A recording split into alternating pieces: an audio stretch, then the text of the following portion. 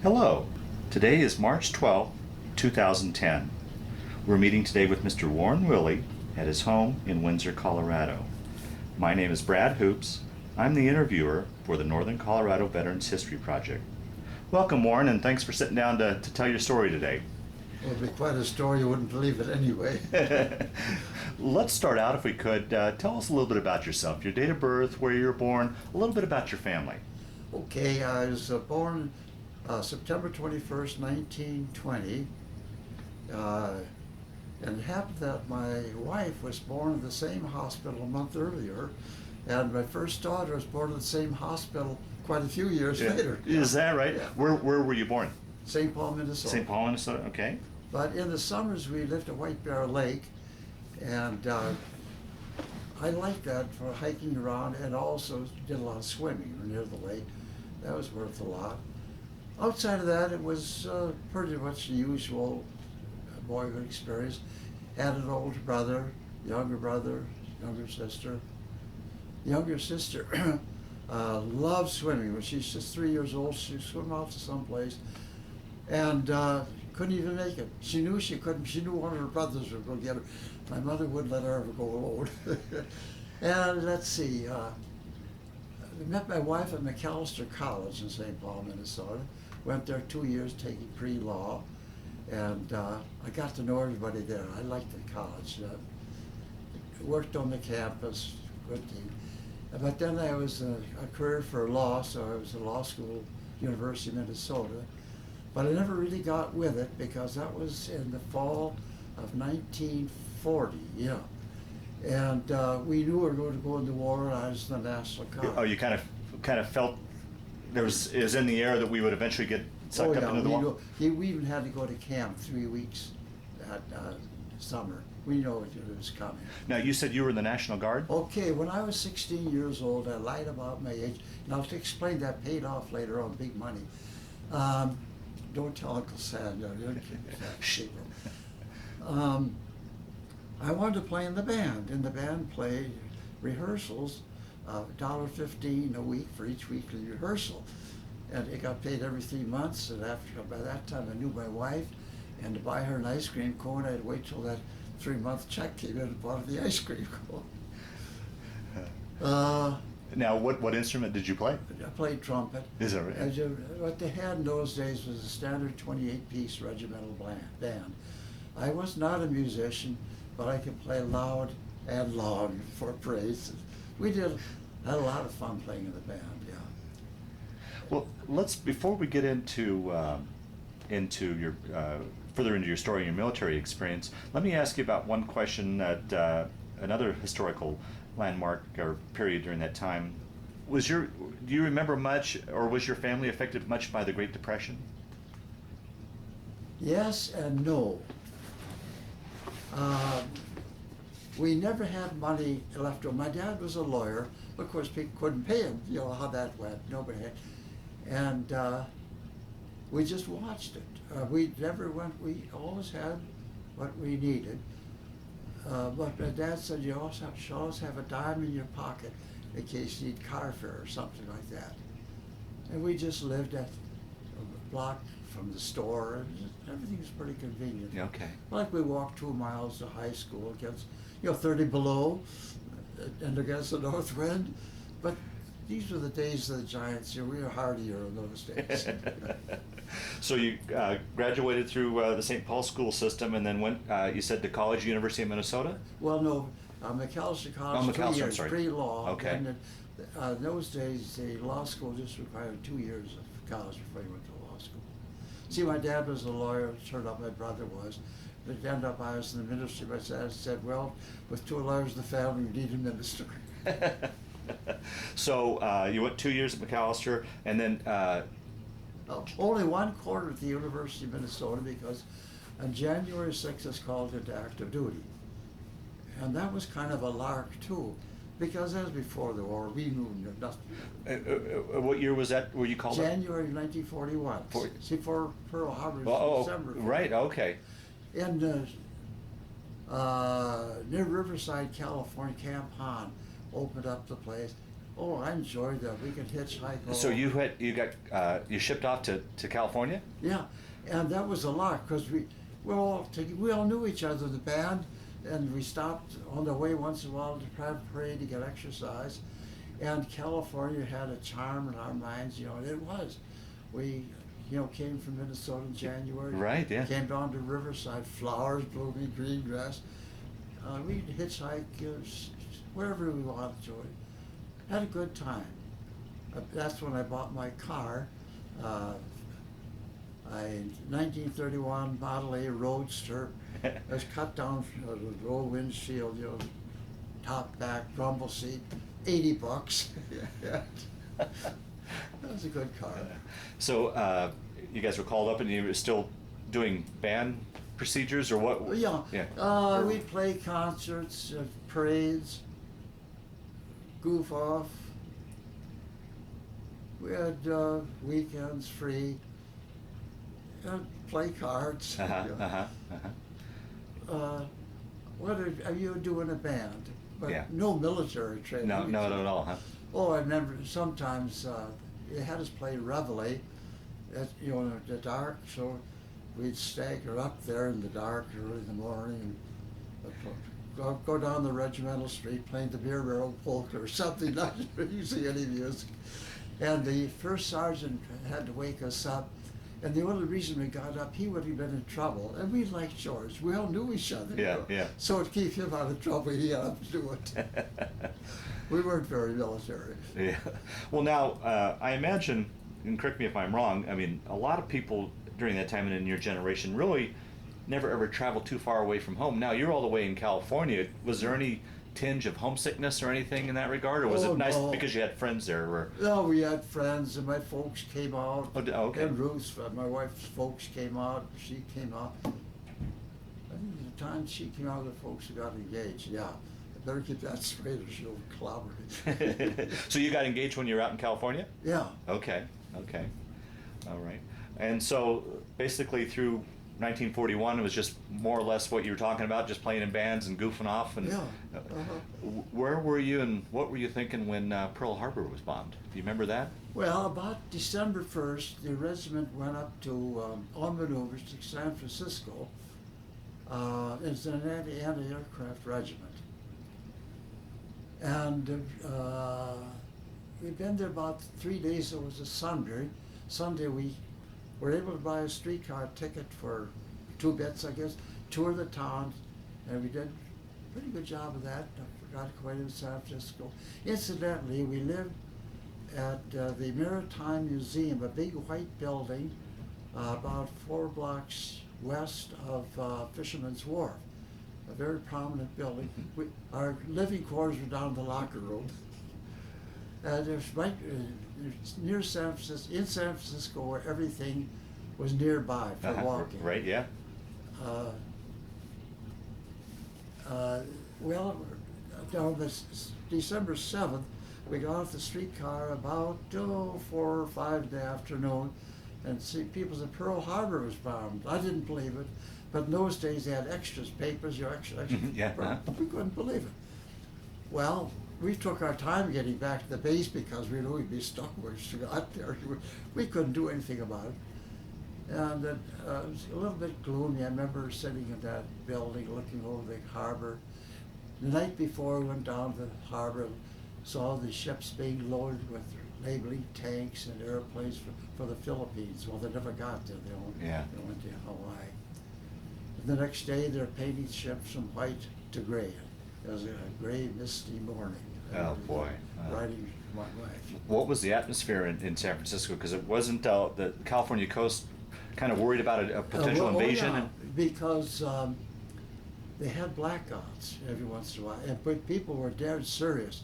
We'd be out on the streets, and if anybody there was light, people would holler at them.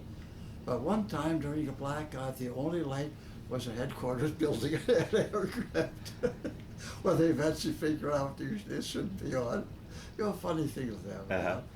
And while I was there, one day of nothing to do, so I ran out they had 3 fishing boats converted to be minesweepers. And they lined up in a row, and the first one says, where'd you go and, talk to you? Oh, I'd like to go along for the ride today. And we talked to the commanding officer of that little fleet. He was just a Lieutenant JG, He was, we don't take anybody else. So we went down to the next boat. Yeah, just stay out of sight, We did, we backed out, and his boat broke down. It's the only one that had a gun on it anyway. So they put that back, and we went out, got rough as a cob going out to the Faroe Islands.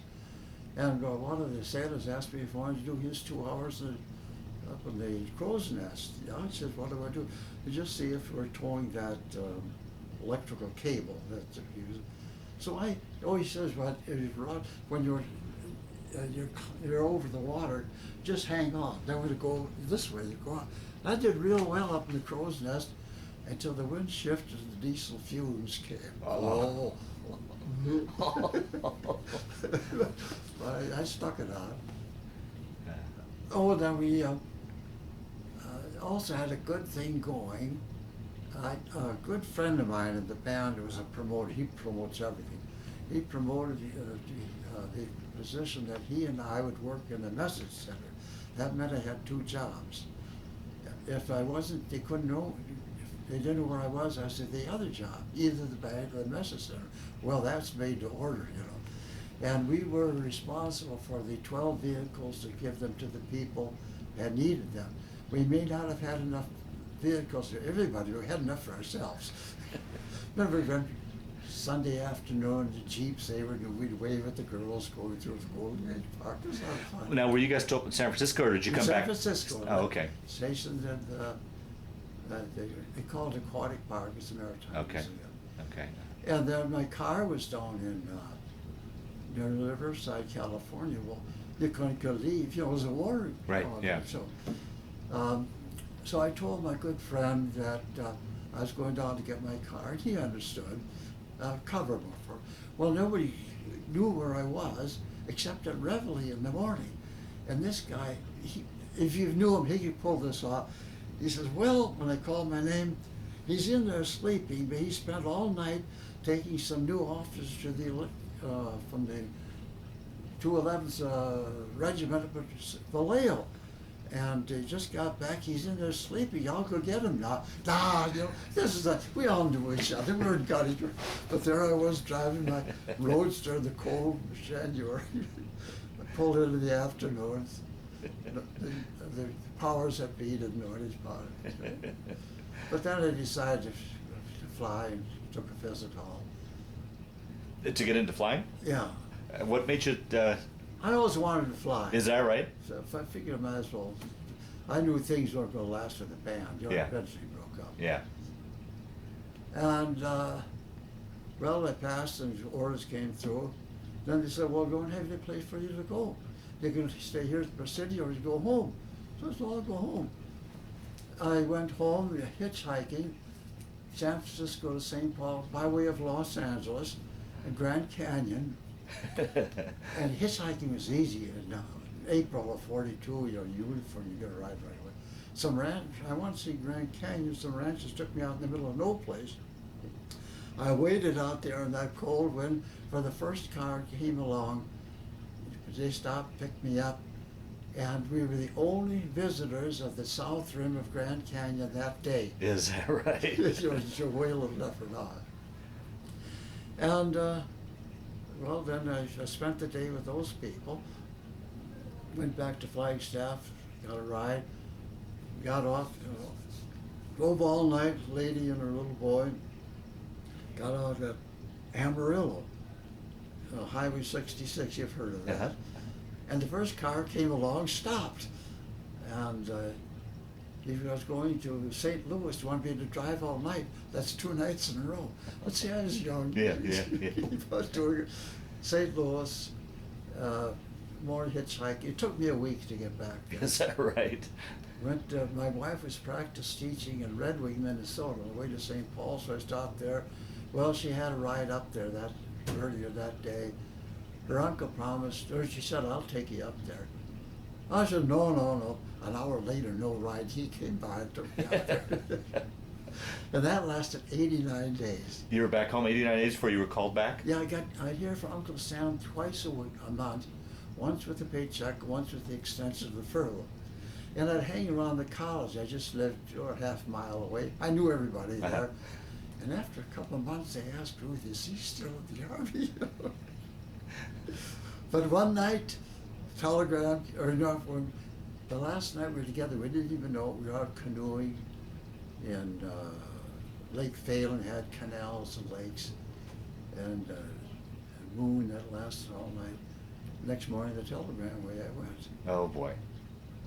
Oh, one interesting sidelight, when we were called into active duty, we lived in the Armory. It's about a mile in St. Paul, about from the train station, and the band would lead a parade go through the downtown St. Paul train station, and the fellow ahead of me, the drummer, some kid, had a bottle of booze in his big overcoat pocket, and it broke, and he smelled the high heaven going down, playing the beer barrel polka, you know. And then we turned around, came back, took another group down, then turned back to the third group. We got on the train with them. But it was sort of a lark, new experience. Yeah, yeah. Now, where did you ship off then from there? From St. Paul to Riverside, California. Back to Riverside? Camp yeah. Yeah. And it was nice down there. Orange groves, we liked it. Hitchhiked to Los Angeles, where there are freeways now, just a 2-lane road. Wow, wow. So now you're getting more into more of the military experience then, as opposed to the band years. Talk a little bit about your training and from this point on. Continue with your story. Well, the band, though, training, Yeah, we just right, played. And then when it's called, we went to Santa Ana, California. See, everything is the West Coast because I signed up on the West Coast. There are about 2 months of pre-flight training for the cadets to fly. Uh-huh. And then about 2 months, what the first stage is called primary. We flew open cockpit, you know, those good helmet, goggles, scarf, and all that Is stuff. that right? Now, prior to that, had you ever been in an airplane before? Once I had a ride, I was about 12 years old. Is I there? wanted to fly. And I enjoyed it. I soloed. First solo was kind of neat. On the downwind leg, nobody knew if I was 50 feet off of altitude or not. And I went quite a bit, I had about 13 hours. Usually on a check ride, you had about 5 or 6 hours. Huh. Finally got around to a check ride they are rough. The check ride, everything I did was wrong. You just reamed me out, one thing after another. And when I came back, I told the instructor, flunked. He looks at me. He says, well, I'll be back in about 15 minutes. He came up smiling. You'll be around a while. Later on, I figured out what they do. They wanted to see if I could take it. Oh, okay. And in fact, I talked to the fellow a bit after. I thought I washed out. So. Uh-huh, yeah. In fact, I did that on later. Sometimes they didn't treat us right to see if we could take it, because the military, things don't always go the way they Right, should. sure. And then the next stage was a plane where we had a canopy over us, the BT-13. We call it the multi-vibrator. Mm-hmm. So we did formation flying, instrument flying, cross country. A night flight was kind of interesting. First time when you take off, you're on the instruments right away. You had very little instrument training, see. And happened, the instructor for me was the captain of the squadron of instructors. So we went around once. He says, can you do it yourself? Well, he said he liked confidence. Yeah. I didn't know from nothing. You know. Off of the block on instruments came around. And it worked out all right, obviously. Yeah.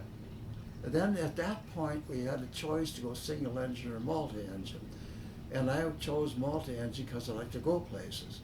So I went to multi-engine training in Marfa, Texas. And we flew then what they call the AT-17. No, it was something like that, whatever it was. It's known as the Bamboo Bomber. It was known as Bobcat, a couple things like that. I enjoyed it. We did a lot of cross-country work. One time we blew a tire, and because the tires would heat up with the brakes, took off cross country on the ground, but it's all right. When we graduated, The only thing I remember, some generals at the ceremony said, always have an out. That was good advice. Always have an out. Well, they had the assignments. There were 140 of us there, 20 here, 5 here, blah, blah, blah. I was at the end of the alphabet. They didn't have any assignment for me. Well, this old boy figured things out, that wherever I'm going, they don't need me very bad.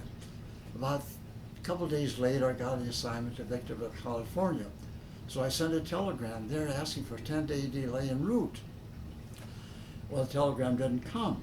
The next day I was on the train, stopped at El Paso. The kids know all this stuff, but had to change trains, went up to the airport, maybe hitch a ride. And I phoned back to Marfa and they said, yeah, we got a telegram. Well, read it, can't collect. The operator then listened in, to see if we got the connection with those. So I got a copy of it here, yeah, read it. Well, they said, you can't collect. The operator said, oh, you had to pay phone? Yeah, we'll put in 35 cents. She read it. Well, thank you. No, wait a minute, she said. That should be in writing or you buy a teletype. You saw all that military jargon came over. 10-day delay en route, blah, blah, blah. So I just changed tickets and brought up to St. Paul. Wasn't that simple, but yeah. Just get on the train once. I just booked the line, says I got to get to St. Paul today, and they put me on. She was teaching in Dallas, Minnesota, teaching English. Sent a telegram to her that is coming home. Incidentally, we agreed to get married if I graduated and if I got a leave when I graduated. I was safe, I thought. Half people wash out. Yeah, right, yeah, sure. And then nobody gets a leave if they graduate. There's war on. Yeah. But I had all the way through I explained the Lord's been good to me. Everything's been going my way. Still is, yeah. As a matter of fact. Well, she had to finish one more day.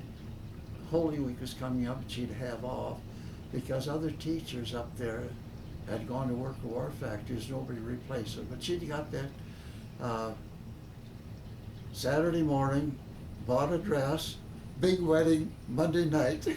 Put that all together that quick, huh? Yeah, see, it was in her church bulletin. It was at her church, that's the bride. And by my church's bulletin too. And they called relatives, both those big families, full church. Is that right? That quick, huh? That's sort of a shotgun wedding. Yeah, right. And of course, it didn't cost for the minister. Her pastor was a chaplain, and he came up, took the service, went back. Her mother had a big reception at the house. And then, but that wedding only lasted, marriage only lasted 4 days. Because she had to go back to Minnesota, I had to go out to California to drive airplanes.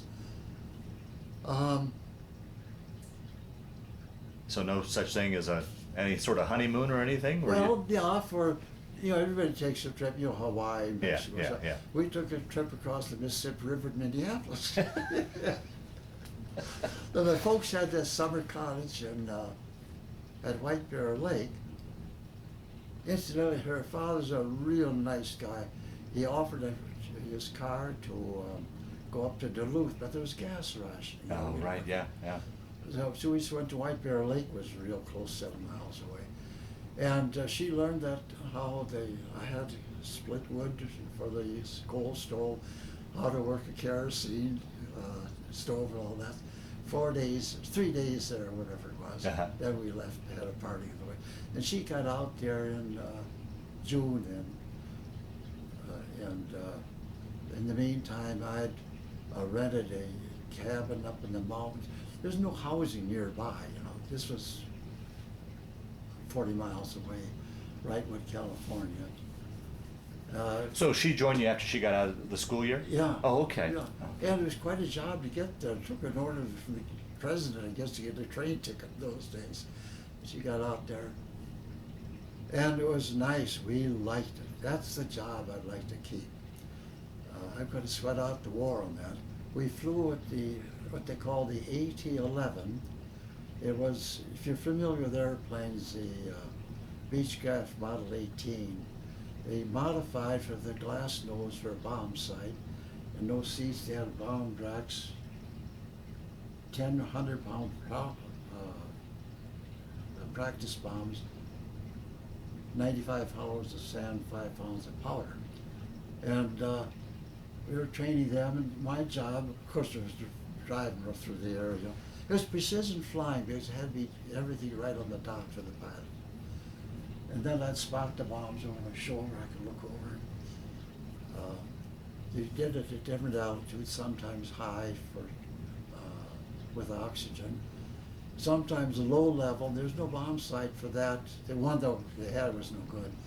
So if a cadet was having a little trouble close, they'd ask me to click the microphone. It's your job, because I'd done so much, but I'm just really dropped, so I clicked the microphone. They get a good score that way. Then about a year later, I had two friends and wives, really good friends.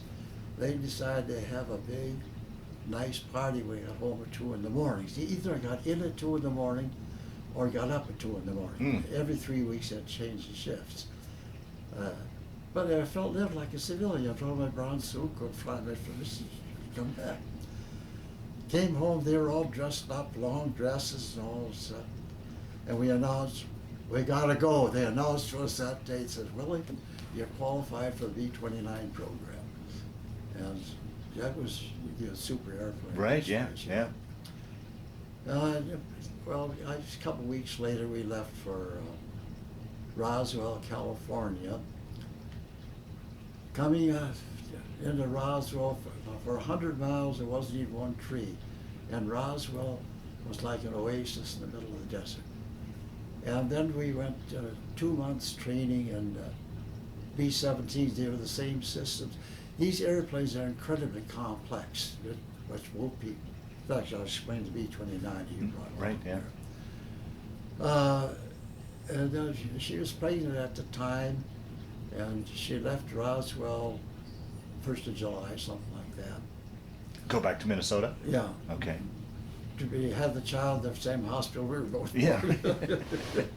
That's kind of funny. Yeah. Sounds very provincial. Then I went this next assignment was Clovis, New Mexico, but by way of Lincoln, they'd put you someplace for a day or two and then move on to the next place. And while I was at Lincoln, I said goodbye to the only person I knew, and came back to where my cot was, a telegram, baby daughter born. Oh, wow. Real good. Now, who do you tell? Yeah. I didn't know anybody. So I went to the club, bought a beer, and told the bartender. And then I said, gee, I should go up and see this new baby. And the order came out, it wouldn't give you anything less than a 7-day leave. And I only had 3 days coming, so I went and I said, minimum 7 days, so I guess you have to give me 7 days. Yep. Was that enough time to get home and Sure, back? yeah, I had Okay. a car. So Oh, okay. yeah, I bought a car when I was, driving out of Victorville. 41 Chevy, good car. So I saw a new baby. It was real nice. And Clovis. At Clovis, the B-29s, you had a lot of problems. I don't know if you're aware of that. Right, yeah, initially when They didn't have them available. 1 or 2 there was all. they kind of pushed him out a little too soon, didn't they? Yeah, because there's pressure from Washington. A lot. That was the most expensive program in World War II, more than the atomic bomb. Mm-hmm. So I nothing to do, so I heard about a guy down at engineering had a B-17 taking parts and personnel all over the country where B-29s were. So he and I hooked up. We exchanged pilot and co-pilot. So for several weeks, I was all over the country, drawing $7 a day extra. I was really acquainted with that B-17. And one day, we just set it up to go to Detroit. I never went to Detroit, but I had to report in it, and there was a crew waiting for me. They could see I was not happy about it. So met them, and I tried to go to Detroit. I went to see the big boys. No, it says you got a crew, you can't go. But then they had all the, you got 10 crews together, got 10 B-17s together to go on a formation flight. When I remember, the other fellows hadn't flown for several months, and I'd been flying regularly. So in formation, it was obvious that I was with it, and they weren't. So that put me in good with the crew. See, they respected me. And that made it a lot, and I had a real good crew. I don't know, how much should I divert? Oh, keep going. I mean, this is your story, so you... Yeah. Ruth came out shortly afterward, after I had the crew, and the new co-pilot and I were very good friends. I know one day we spent half a day in a celestial navigation training. See, as the commander, you have to know all the different jobs, the airplane. And we had a good time, went to eat and sat down. Some fellow sat down with us, didn't have any insignia on. We got talking, and he says, you guys getting your day off? And no, we don't care. You know, we were going to do nothing else to do anyway. I said, but I thought you're supposed to. No, I don't know. Then he asked about other things, and he says, what do you think about the pilots doing a little maintenance on those engines? Bad idea, bad idea. Then I asked who he was. He Red Cross or something. You know, and said, no, I said, he got up and left. The fellows at the next table laughed. We were talking to the commanding general of the 2nd Air Force. We had a day off, and that worked. But he tried to have his say-so and work. We put the queer on that we didn't over to it. They finally gave up on that. Yeah.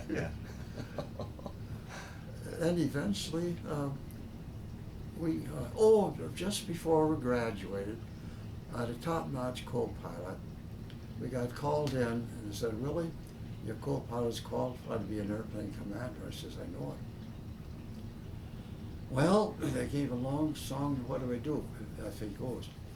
He knew of some young fella, had some B-29 training in Arizona. He gave the pros and cons of that. And then I had to decide. So Bill and I, Bill, you want your own crew? Yeah. He's kind of sheepish. Okay. So I got this young fellow, no experience as a co-pilot, went overseas. Nice fellow, but he picked it up after a while. Now, how was it? How did you find flying a B-17 versus the B-29? Entirely different. Was it? Yeah. The B-29 had character. Sorry for that interruption there, but we were talking about the pros and cons of the B-17 versus the B-29. Yeah, the B-29 was incredibly complex, different type of wing, entirely different from any other airplane. We used to say it would never replace the airplane, but it did a job that no other airplane could do. And that's why they promoted it. Now that jumped up from the B-17 wasn't pressurized or anything like that. Yeah. The B-29 was, so. Pressurized, thermostatically controlled heat, gunneries. The gunners that was remote control. The gunners could switch gunners depending which way the fighters came. They had a central fire control man, bombardier, primary. They had all kinds of complications on that. There are miles of wiring in that thing. And here's the thing. This book has, I guess you could put, what is all the procedures and things in that. And how many pages? There are 78 pages of procedures, fine print. Wow. And there's a lot to learn. Yeah. And we had, because everything was always going wrong. In fact, I didn't even feel like a pilot. I felt like a coordinator of a bunch of specialists. Is that trying right? to keep people jumped in the air. But they, as we got overseas, the gunnery system worked then. It didn't work in the States. Other things are modified. They put on the engines shorter cowl flaps, change procedures, oil crossover system because oil serves for cooling. Something else. The little cuffs on the propellers near in front of the engine to get air on. It was working a little better. Now, did you go overseas from Clovis then? Sort of. Oh, okay. I went over to someplace in Nebraska, Kearney, Nebraska, and from there to someplace near Sacramento. I can't remember the name. Then they flew us over the by Air Transport Command to Honolulu. And we stayed there about 3 days before they got another flight, Air Transport Command. And they stopped for, this was the C-54, the DC-4 that they used. At Johnson Island, it happens, Johnson Island is nothing but a little strip. We could eat there, and it happened to sit across the table from the pilot of the B-17 that went down with Rickenbacker on it. Is that right? And we had quite a talk with him. He told us what really happened. Do we have time? Yeah. Oh, please. Yeah. You know the time that it went down. You heard about Why that. don't you tell the story to those that'll watch us that don't know? Kind of a recap of the story. Oh, yeah. Eddie Rickenbacker was the ace of aces, World War I. He was president of Eastern Airlines. For a big name. He was going out to inspect everything for the government. And he got on a B-17 to go wherever they were out in the Pacific. And they blew a tire. And everything was hurry. Got another plane, went off. And after their way out, they realized that I think it was the flux gate compass in the back had been damaged when they blew the tire, and there's no damage. And they didn't really know where they were. So they put out the distress call. Now everybody's new on the job, and the Navy picked them up with two of them. Usually they like to get three to triangular to find out where they're at. But there were two. And one of them used the reciprocal instead of the heading. They should have. So nobody knew where they were. And that's why they went in. And I read Rickenbacker's book, and this fellow corroborated that Rickenbacker was mean to them. He got them so mad at him, they wanted to stay alive just to see him die. And this, I won't tell you about how he described Rickenbacker. This suffered for the women and children too. He didn't like Rickenbacker, but they're all eventually rescued.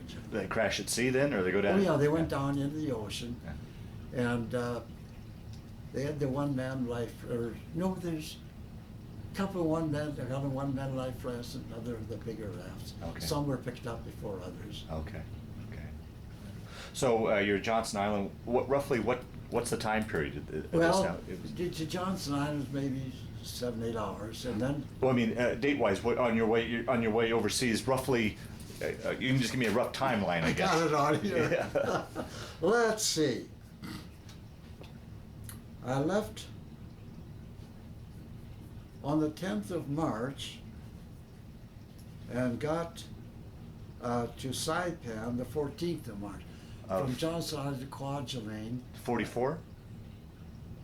45. 45, okay. Yeah. Okay. Refueled, then on to sometimes different airplane. One time we even had seats. Usually we just sprawled out over the freight, you know. Guam, and a little DC-3 up to Saipan, just 100 miles away. Reported in, and we lived in Quonsets. They put the airplane commanders in 2 Quonsets. We had about 8 men to a Quonset. Real nice. You know, that's the and they're open at the ends and at the bottom. Window each side you could open, so it's a nice breeze coming through. And that you were based out of Saipan? Yeah, okay. that's Saipan. You can have a picture of the we're at the South Shore, just maybe 50 yards to the ocean. We go swimming. There's coral, so we wore tennis shoes. We're not 50 feet from the Chow Hall.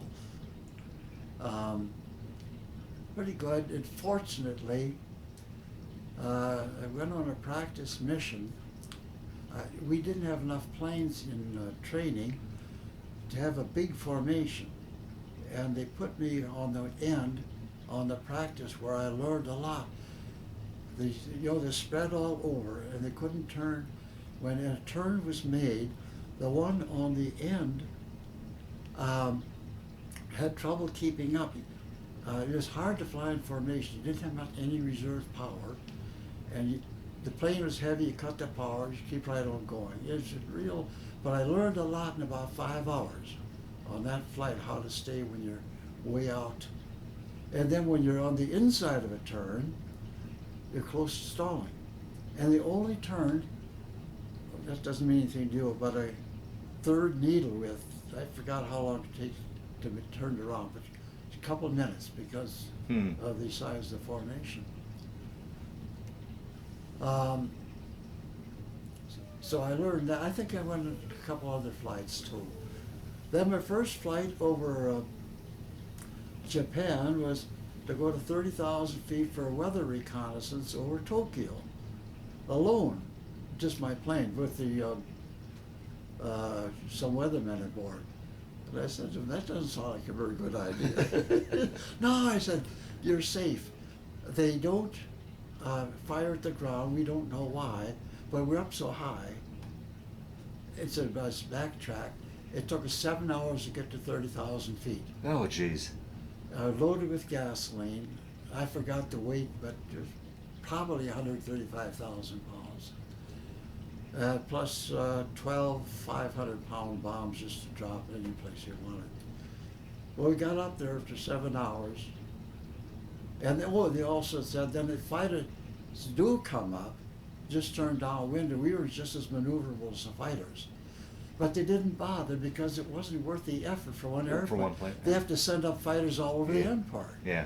So nothing happened, clear day, except that's the first time I took off the full load. We used the 8,500 feet of runway, kept on. We never climbed. See, we had 200 feet from the runway down to the water and just flew level for a couple of minutes to cool off the engines and then make a turn. Wow. And that one was all, the next one was probably the worst. But they had me on the end, because new boy, And How many would normally go up in a formation when you went on a mission? Was there? There were, theoretically, on that strike, the wing went. That was 12 squadrons, 9 planes to a squadron went right after another on the target. Of course, there's some aborts, and sometimes they had 10 planes available instead of 9, so we'd fit them in. Okay. But this was the worst target in Japan, the most heavily defended too, because there's a big complex of factories producing half the heavy engines plus a lot of other things. Musashino, 257. Anybody's over there, or they hear the letters 357, they know what it's about. Over the period of time, we lost 60 B-29s over that thing. Is that right? And we got clobbered. And all navigation instruments were shot out. They Out of your plane? yeah. The radar operator in the back end of the plane took a hit in the leg. Oh boy. We got ventilated. And remember, the pilots were pretty independent in those days. They couldn't do anything, just couldn't fire us, as one fellow said. Okay. They were not supposed to go over the target pressurized, because if you get hit, you're depressurized. But this was low for a B-29, 12,000 feet, real low, because they wanted to get that target. So I went over pressurized. When we hit, of course, the pressurization, and I was too busy flying formation, putting the oxygen mask. This old boy was without oxygen, for about 4 or 5 hours, flying formation. Is that right? Real tired. But our navigation shot out, and they found out we couldn't get back to Saipan. The engineer calculates all that. So I've radioed another airplane, 11,000 foot overcast, say. So she gave us a heading, speed, rate of letdown. When you break out, Iwo Jima should be. There was no Iwo Jima any place. And nothing worked, but they had a system there that isn't used at all anymore. It's very complex, and I'm not going to try to explain it to you. Okay, yeah, fine. But after, I'll say 45 minutes or an hour, in working that system with very primitive stuff, there was Iwo Jima, obviously. But they was just the Jap stripped as rough as a cob. Wow. How much sooner, or when you landed, how soon before that had Iwo Jima been liberated or taken over by? Well, it wasn't completely taken over yet. It still hadn't been. Oh boy. But the dirt strip was. Uh-huh. And they, I understand they loaded it out of 50-gallon drums of gasoline. But they took me down to some tent for the interrogation. They tried to figure out what happened. Well, I didn't know. The pilot keeps his eyes to stay in formation, might glance a little bit. So how many attacks? Well, 2, 3, 4, I don't know. Yeah. It's just a lot of shooting going on, you know. Jeez. So I couldn't say. But they tried to piece that together. They got the Jap that got us, incidentally. Is that right? Yeah. They were in formation, so a number of planes could. So you came under attack by planes or by ground flak, or what hit you? On that particular flight, the flak was a heavy the target, but we weren't hit by flak that time, just the fighter. There we'd see maybe 100 buzzing around out there, and then once in a while would come. They didn't know how to do it right. Wow. If they'd see, their pilots weren't experienced. If they had followed, we had P-51s later. If they had done like the P-51s, they could have gotten us, but they didn't know how. What's going through your mind? If you can explain it to someone like myself that's never been anywhere near a situation like that. You're in the thick of war and you're being attacked. What are you thinking? Are you just so concentrated on just flying that plane? I'm so busy, I don't think. Okay. Real busy, all the stuff. Night 2, I'll explain that. That was Yeah. done differently. Well, then we went back to Saipan. So you had to be probably one of the first planes to land in Iwo, weren't you? Somebody else went there too. Is that right? Yeah. But It was rough. I really didn't think much about it. Of course, that dog tired by yeah, that time. right. And then That's- they patched you up, and then you continued on to Saipan then, or? Yeah, the plane would work, and we could find Saipan all right. I don't remember how now, but obviously we found it. The next time, well, I forget, I got a record, but it doesn't really matter. I was on the second incendiary strike over Tokyo. They were the first one. You know, more were killed on that burned out than the atomic bomb. Right. That was the second one, and they had one of the last planes over, and the smoke column, probably 15,000 feet. We went in at, if I remember right, 6,000. I never saw such turbulence. I couldn't read the instruments. The only instrument I could read was the, we call it the artificial horizon. They have another name for it now. And if it dumped too much, it would dump the gyro.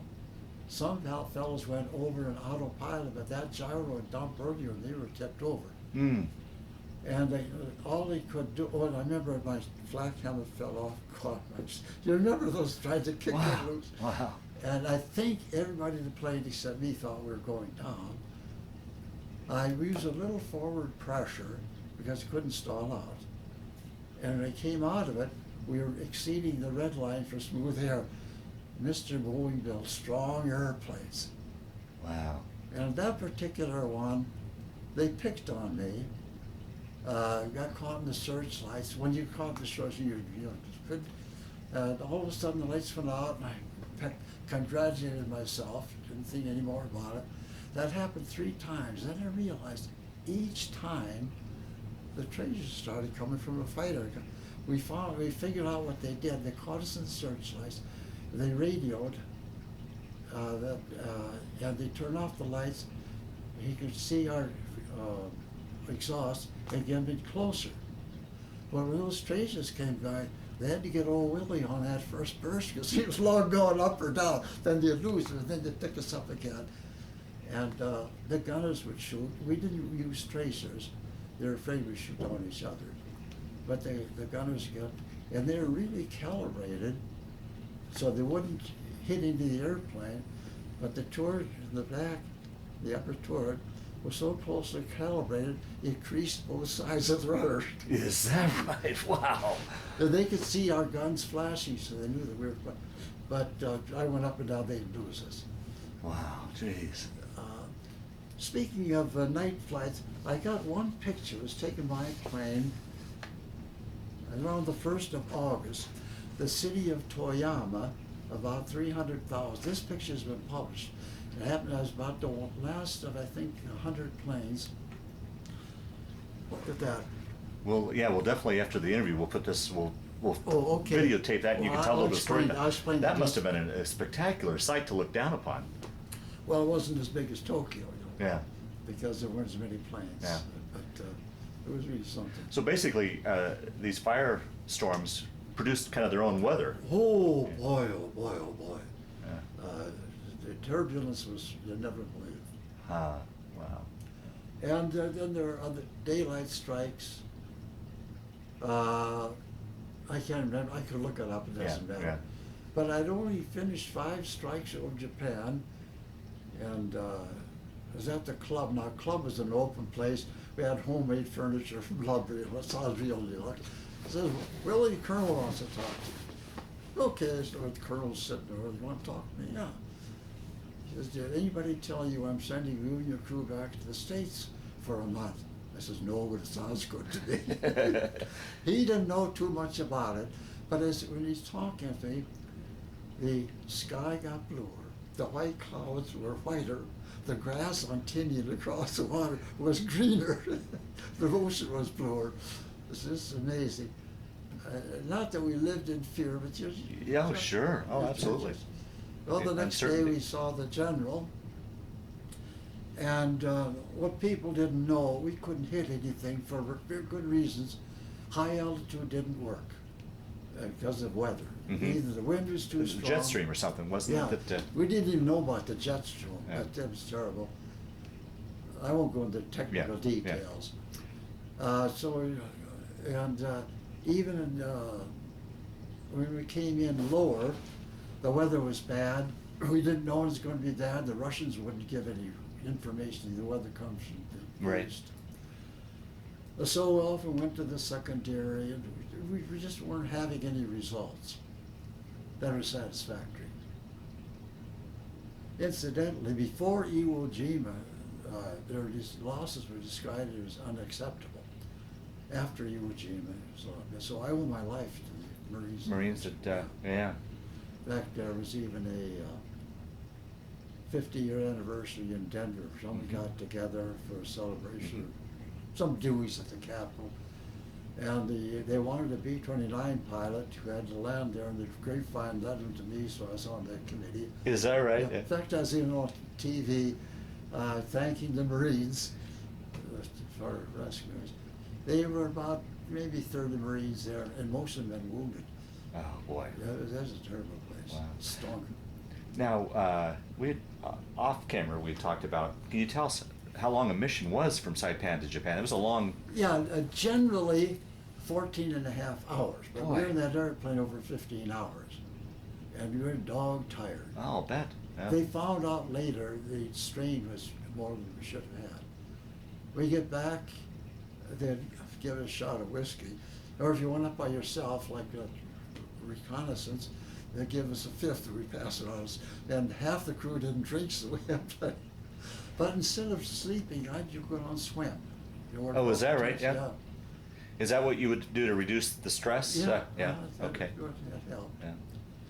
Well, the general told us that I read here that it was called lead crew training to work out better procedures on radar.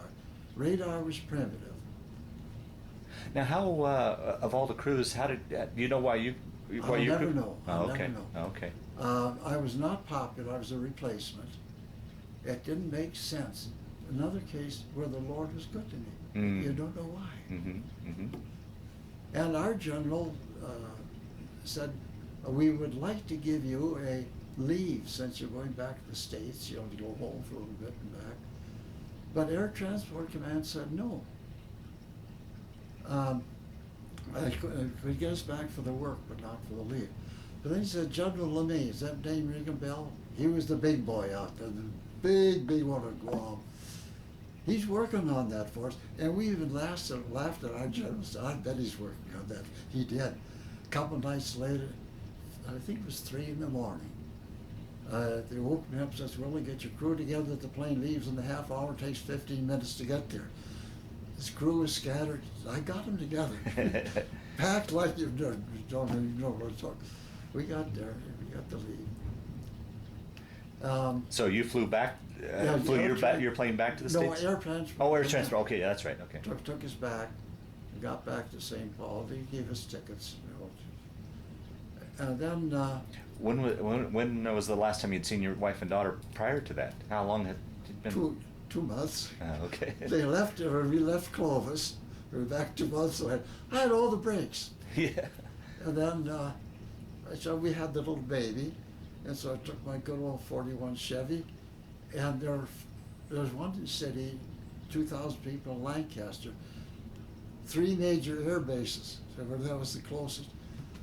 But I thought, we'll find some place. It took us all day. Then we found an out-of-the-way place, a motel with little cabins, nobody else there, out of the way. Huh. And this neat little place. And then it was so good, I told the other crew members, some brought their wives out there, and we would go up there and fly up to Muroc. That was the big testing place in those days. And then we even stayed a week longer. They didn't have transportation for us, and then they did. I guess I could sidetrack here in that, I guess it's all right to say, we were rated pretty high because the rent who was checking us out was on the 73rd Wing on Saipan, and he didn't like the guys in the 58th Wing on Tinia who thought they were so smart.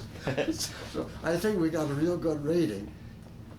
But my navigator screwed up. He came back late on leave, and I disciplined grounding him. That was the worst thing that happened to him.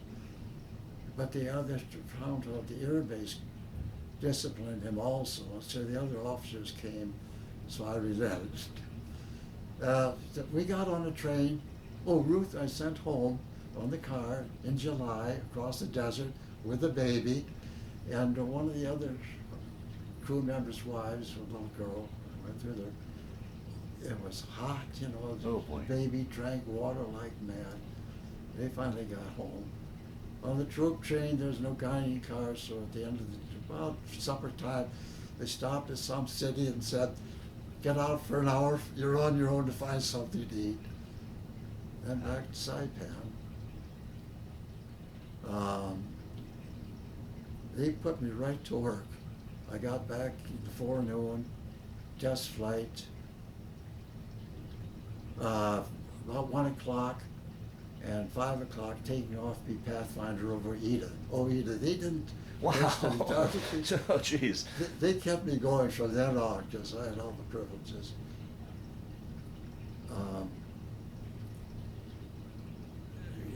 Yeah, some daylight missions, some night. Did you have a preference one over the other? Oh, no, they assigned you. They assigned us an airplane, but often the plane wasn't ready when the crew was, or often a crew was already in the plane, so we flew other planes. Well, I had a junker, and they knew that. It was the third airplane with that number. Some quill about it. Somebody else had the plane, and they couldn't get back to Saipan, and Iwo was socked in with fog, and so by radar they could see when they're over Iwo, they all jumped out and left the airplane up there. Now, as far as I'm concerned, that airplane is still flying over the Pacific Ocean. And I told those fellas that was their contribution to the war effort to get rid of that airplane.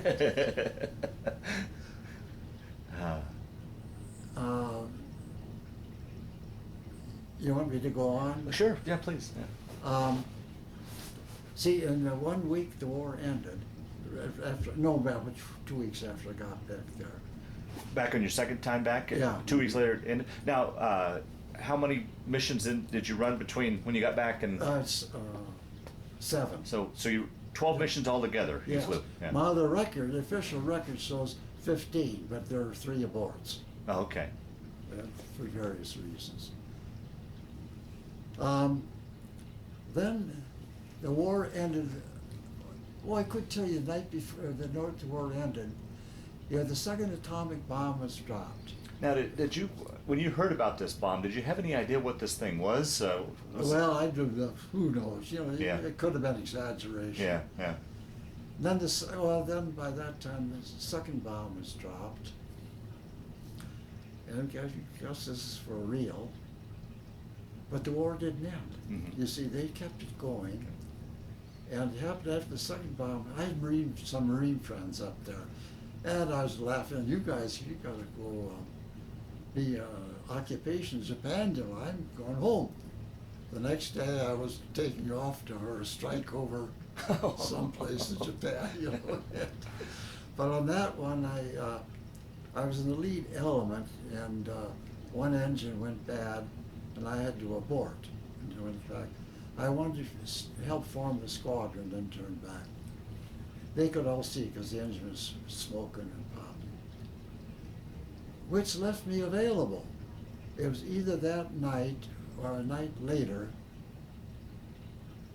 that I was scheduled to drop leaflets over Kobe at 4,000 feet at night. Oh boy.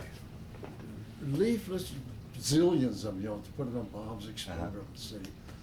And we waited. We got up there about 9 o'clock, it's pretty dark. 1 o'clock. It's going to get daylight over Ida. This is not good. And after eventually a jeep drove up, scratched the waters. Oh boy. What a relief. Oh, that had to be a relief. Boy, oh boy. Was there quite a celebration that day then? Oh boy! Somebody broke into this tinsel, to foil the radar. Oh, yeah, The uh-huh. strips. It was all over the area. Nobody cared. And then I was scheduled to go home about 2 weeks after the signing of the middle of September. They had some sort of a system, supposed to be on a boat. But a month later, I was still with the squadron. I guess the boat sank, I don't know. But they had an awful big job trying to put all that together. Right, right. Which is no surprise. Now, orders came for the squadron to take the planes back. And they assigned planes and pilots. And at first I wasn't on it, and I understood why. Was I in the squadron or wasn't I? I was on orders to go another way. And they decided later on it was. The engineer found a plane that was in salvage. They could patch up. We'll give that to Willie. Oh, and a boy. skeleton crew and a bunch of passengers. Oh, jeez. They had me taken up on a test flight. A few discrepancies, marked them down. And then the colonel told me for some of their passengers, one was the group line chief, who's responsible for about 40 airplanes, and some of his best mechanics, because we knew we would have trouble. But I was number 17 to 15 to take off. I didn't think we were going anyplace. We were sitting out there in the ramp, talked with my Marine friends, and if somebody on the radio in the airplane said, "We're supposed to go, let's go," pulled the props, so away we went. And I would say, I don't know the time, we'll say 3 in the morning, the whole thing filled up with smoke. Oh, jeez. And no surprise. So all I could do was told her over the intercom, VB-29 is 2 parts. In the back part, but they knew, smelled the smoke, of course, and Phil. Put on your your parachutes, one-man life rafts, and stand by, and then I turned off the electrical system. No contact. I got a flashlight, fly instruments manually. Get tired. Co-pilot hadn't flown for a year, so he played out. And you're somewhere over the Pacific somewhere? Yeah, Oh, jeez. on our way to Kwajalein. And the mechanics will work on it maybe every half hour, an hour. They said, try it again and turn on the electrical system, and it didn't work. Then at that time I wondered, do I want to do this the rest of my life? But you just take it.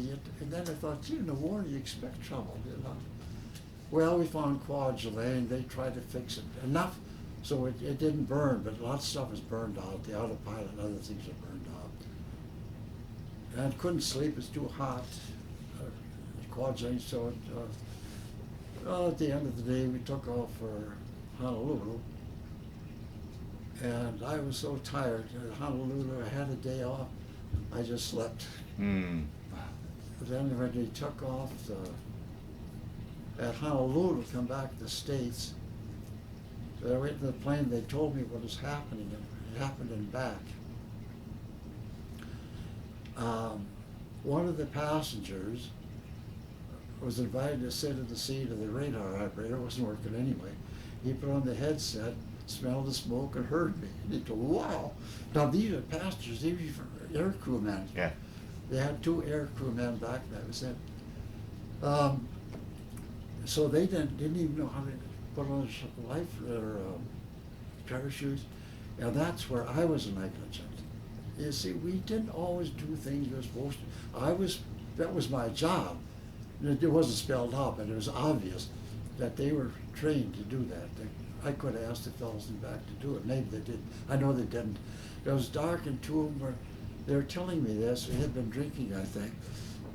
After 15 minutes, they found I got up and they hooked on together. Wow. And at Honolulu, they told us, try to climb a couple hundred feet when you take off because you're going right over town. And it was dangerous, it was too noisy.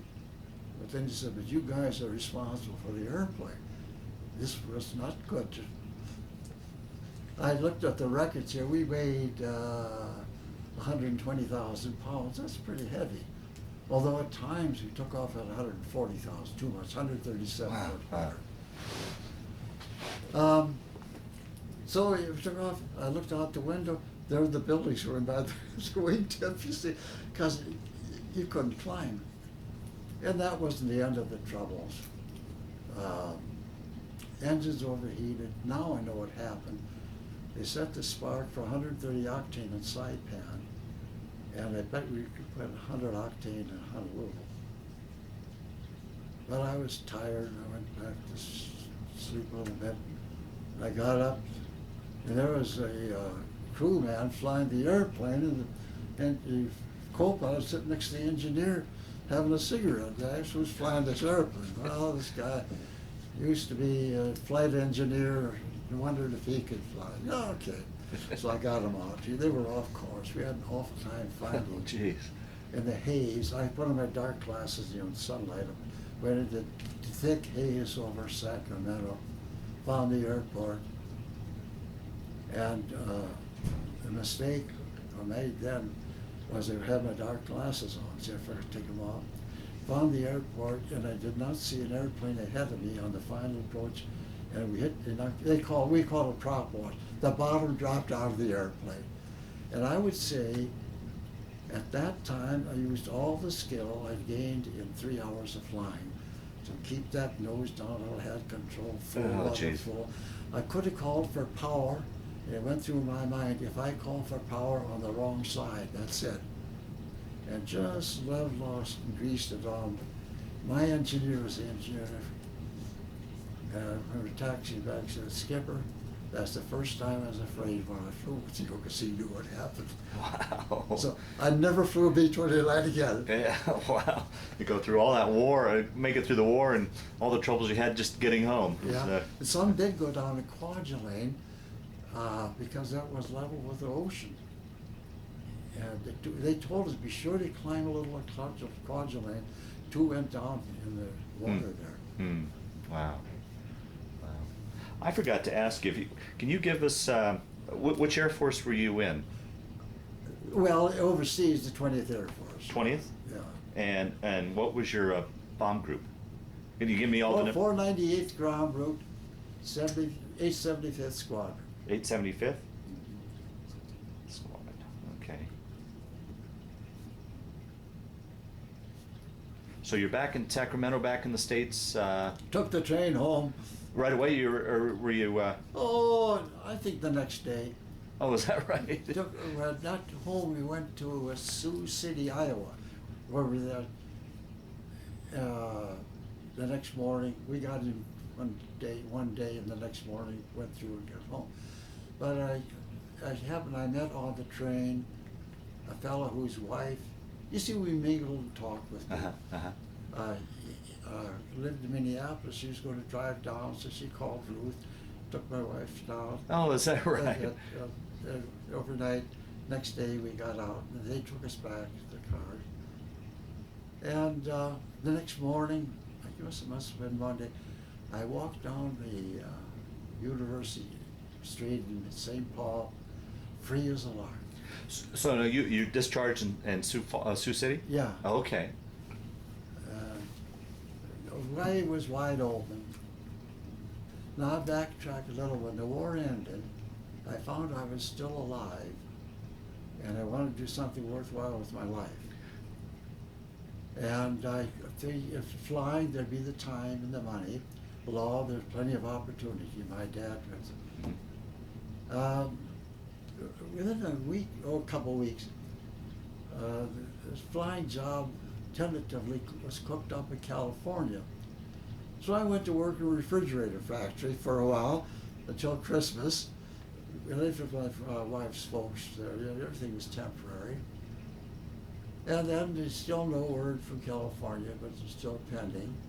So I went to work in another factory. I made farm machinery, I guess.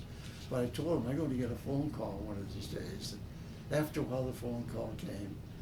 Went down to California, got there, and the night before, the whole thing folded up. Oh, boy. And it didn't hit me as hard as it should. I had money saved. I made lots of money in that. I was a war profiteer. Now, when I graduated, they went over the record. All that illegal time counted. You started out with first lieutenant's pay and allowances, plus 10%, plus your 50% flying time. So I had $5,000 saved up, which was a lot of money, a lot of those, 10 times that much, 20 times that much now. And so we went to Seattle, found friends. While we're down there in Southern California, I felt real free, and in church, some thought you're free. What about the ministry? And I evaluated myself very carefully. It was no fly-by-night thing with me. I liked church. I was president of a youth organization. Then I knew how to talk and how to be in front of people, that sort of thing. Liked to study. So we got in the car. I told my wife, I had the funniest thought. Maybe I should look into the ministry. She said that her story is different. That, what did she say? I don't remember. Anyway. So we got back to St. Paul. I had an appointment with the chief pilot of Northwest Airlines and the minister. And the chief pilot was called out on some emergency. And I walked away from that airport in Minneapolis. I think that's an omen. And then that afternoon I had an appointment with the minister. And even that wasn't too sure. I told him no, I wasn't really gung-ho. I just think that's what I should do. I was too carefully evaluated. He says, that's better. It was, because I used to, when I do something, I do it. Then he got, but I said, our church, I was Lutheran Church, Missouri Synod, they had a system where they went all through a long system. And I wasn't about to go through that. He said, well, that's all right. They have another seminary that takes fellows like you. So I wrote to them the catalog, and I still have all real German. So I told our pastor, I'm not going to their school with a bunch of sauerkraut eaters. He didn't give me this garbage. He says, I know the president, good guy, give it a try, And then I wrote, I would have had to go take another year to fulfill two requirements, Latin and German. She would have a lot of German speaking. Right. So I wrote him a real nice letter, told him I wasn't coming to the Royal Seminary. It was going to take another year for Latin and German. They wrote back, no, it's okay, come anyway. They just overlooked Latin and took second year German. Because I didn't know anything. They put me through even though I didn't know anything. And the seminary was all right. learn to meet the public workforce superfood vegetable market. You push the stuff. Even give it a home, Willie, give it a home. You know. My first call was Cheyenne Wells, Kit Carson. I was glad to go west because I get hay fever in the east. Oh, okay. I liked it. You know, we had a lot of fun. The International Harvest Dealer had 2 airplanes. We even formed a Civil Air Patrol squadron. Had got an airplane from the Air Force. Then I found out I was flying illegal. I only had a multi-engine license. So I took the Air Force plane down to Lahada, I guess it was. There's some examiner there. Well, he says, I can't check you out on that airplane. That's only. He says, I got a little Morocco champ we go up. But the wind was so bad. It just didn't make sense to fly that thing. We sat and talked for, maybe 3-4 hours.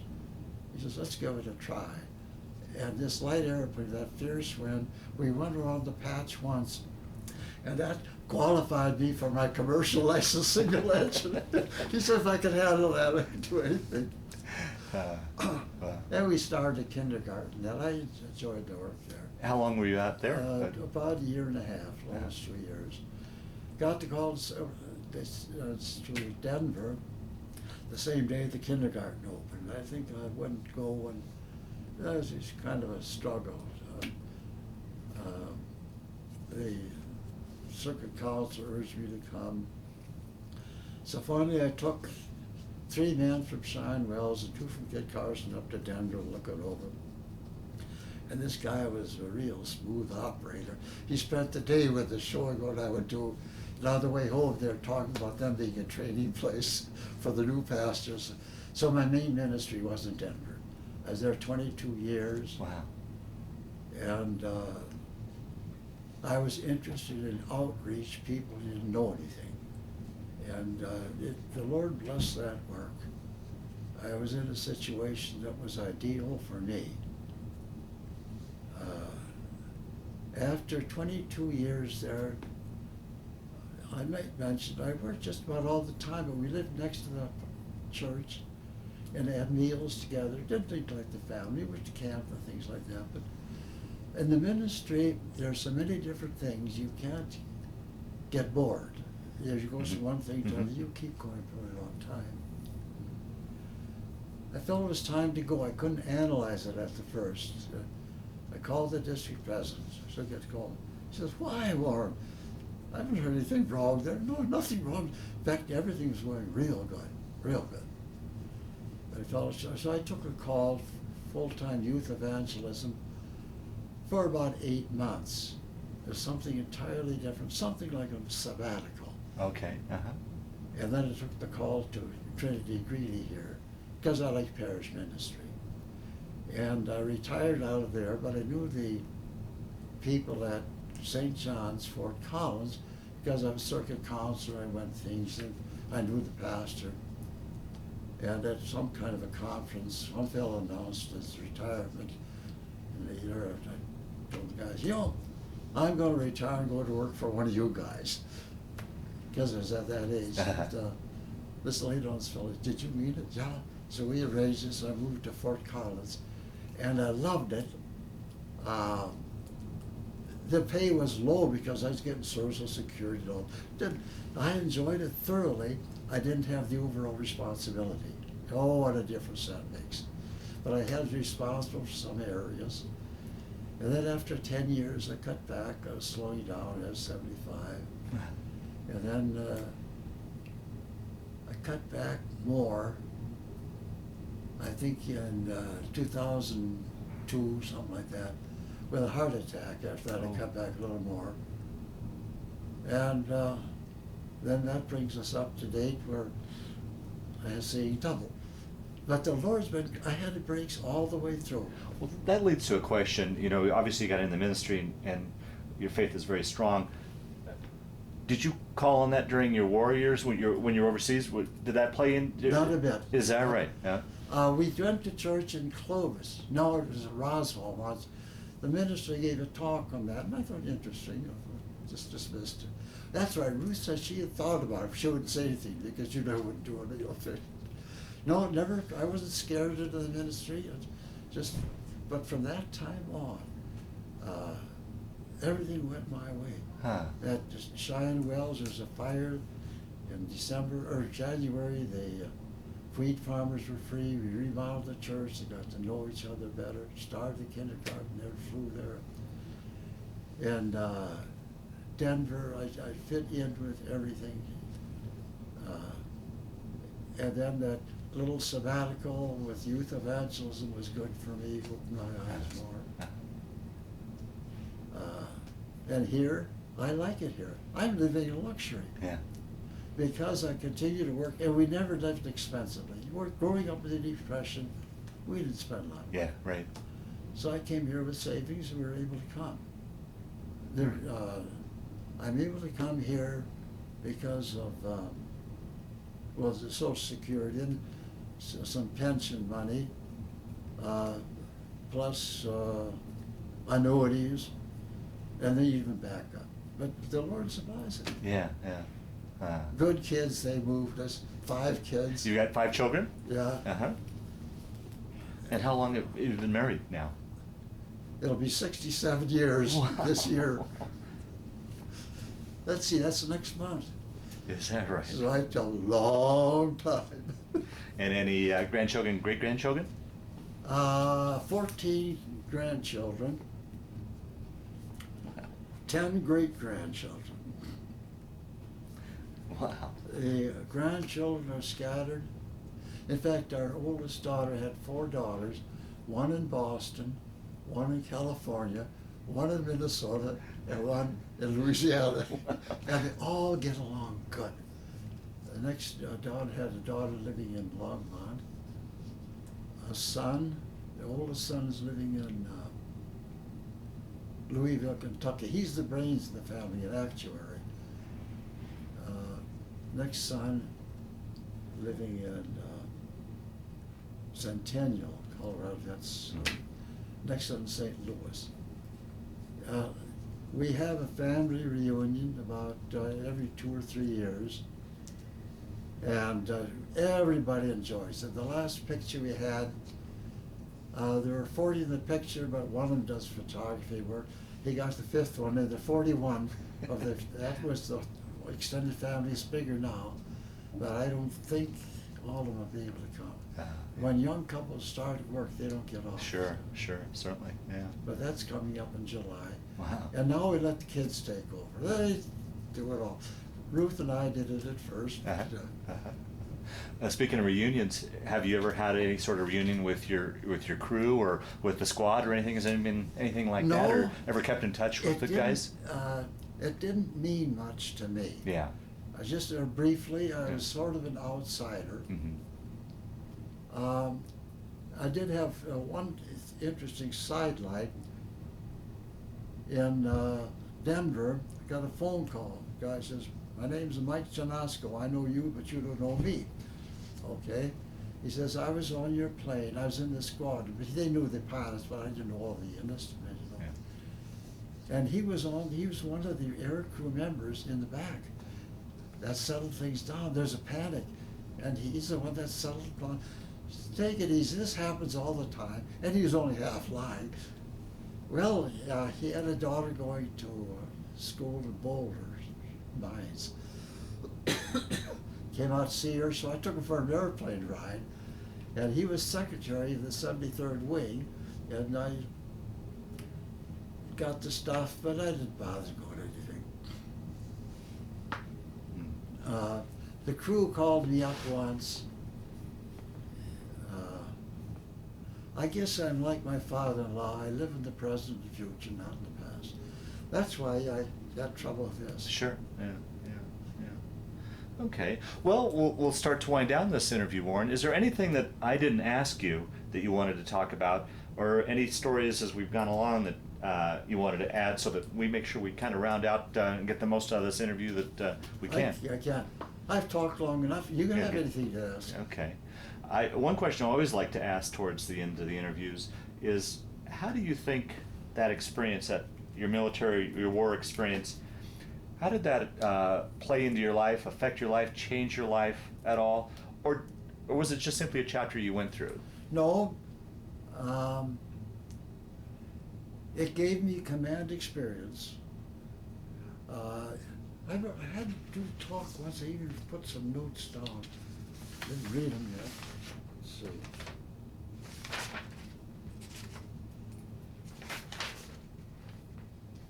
Leadership. I kind of understood leadership. I could go through tough times. They were tough. Sure, yeah. And everything in perspective now. Just take it. Back, the only time I got upset was here when I cut back once. Ruth came in. Ruth said, "We gotta move.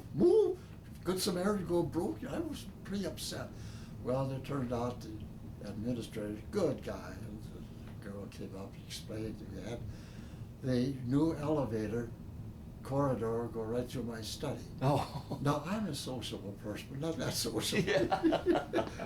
Yeah. Things don't seem so bad, but I got over it right away. What happened in my spiritual life, a great sense of appreciation. Look at Ruth and I are healthy, almost 90 years old, 5 kids healthy, 14 grandchildren healthy, 10, get along good. God's good to me. Yeah, yeah. I think of the psalm, I don't have it written, it just hit me now. What shall I render unto the Lord for all of his benefits for me? And the only thing I struggle with now is what should I be doing now? I quit work last September. I was just teaching a Bible class in Fort Collins, but then she broke her leg. Then I have to go to rehab in Fort Collins. I was getting tired, but I did. Then a replacement came, and I called the next day and said, I quit. This is all informal that I was with. Yeah. And now today, a couple months ago, they asked me to run for a chairman of the council here, residence council. No, because I was tired. Sure. And then Ruth got hurt again. Yeah, Yeah. But I want to do something. I might have to keep the opportunities open. How good do I feel? I don't know, you know. Yeah, yeah, yeah. I find if I push too hard, it don't last. Sure, sure. That's the only struggle I have now. Wow. But we live in luxury here. Yeah, it's a very nice facility. Yeah. Like yesterday afternoon, we were bowling and then we came, played cards. Wednesday night and last night again with different couple, we were invited to learn a new card game. Exercises 3 mornings a week. Movies coming up. I don't do much driving anymore. If we're going to distance the kids, well, I could, but well, you have wives on kids. We do drive to Fort Collins. She'll go to church there. That's my church. But like last Sunday, I went to church here sometimes. I'm not involved, the spiritual end of it here. Well, I did preach twice. I was talking to one of the ladies. I said, no Thanksgiving service. So if nobody's doing it, I'll do it. Okay. Turned out she was chairman of the worship committee. They made a big deal out of it a week early. So I preached Thanksgiving. And then they asked me to do Christmas for the special service. Okay. But since I'm ready to teach more, I guess. Yeah. I enjoy that. Yeah. Oh, wow. But I'm not going to broadcast. I'm not going to beg. Yeah. Things open. Let the Lord open the doors. Sure, certainly.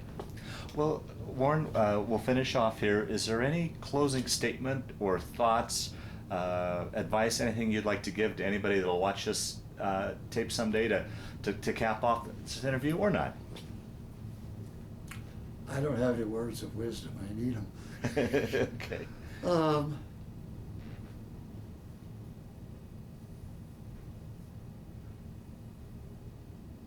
Trust the Lord. Be thankful. I guess that's the best thing. Be thankful what you have and act accordingly and be happy about it. Oh, very nice. Very nice. because doors are open for everybody. I assume you like your work. Yeah, I would. Yeah. Well, thank you, Warren, for sitting down to tell your story today, but I also want to thank you for your service to our country. Well, thank you. This picture was taken shortly after our wedding, maybe 2 or 3 days after, in front of our folks' cottage in White Bear Lake, Minnesota. There I am in my brand new second lieutenant's uniform. That's a picture of me at the controls of the Big Bird, the B-29. Actually, on a strike, we'd be wearing much more, a whole vest with a lot of stuff, a parachute, one-man life raft, That would all be flak attached. suit. That'd all be attached to you. Yeah, the flak suit weighed a ton, and the flak helmets. Were you comfortable? I mean, I know there was a long distance of flying, but were you physically comfortable as far as conditions in the cockpit? Very, very comfortable seat, armrest adjustable, called for the temperature I wanted. And about 1 hour before Japan, I told them to put on their parachutes and flak suits and all that. Oh, okay, stuff. so that's when you'd suit up. Okay, now, Yeah. okay. Otherwise you wait a ton. Okay. It's-